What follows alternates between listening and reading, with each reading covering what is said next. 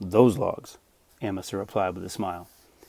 Anything and everything Sam could think of involving logs in a river meant being wet and cold, neither of which he was looking forward to.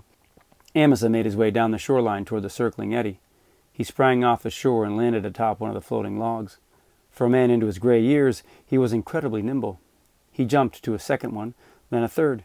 He made it look easy, balancing perfectly on one log for a while until leaping onto another, then the next, whistling all the while. If the logs weren't there, he'd have looked like he was dancing a jig.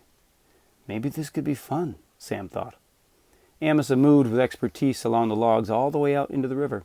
Arriving at the outer edge of the eddy, he gave a whoop for emphasis as he turned and started to make his way back. A few moments later, he was all the way back to shore, his fast steps making his last log spin as it grazed the shoreline. He expertly hopped off and stepped up the riverbank to Sam and John. His boots had never even touched the water. "Nothing to it," Amasa winked. The scar on Sam's arm started to itch.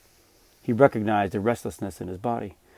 Amasa glanced east to the day-rising moon, a slightly larger crescent than the day before. "Here's the moon. Your turn." "Go on," urged John as he made walking fingers up his own arm. Sam cautiously stepped up to where the circling logs bumped the shoreline. Amasa offered a little advice. "Just keep your feet moving. When you end up in the water, don't panic. Just breathe," he said.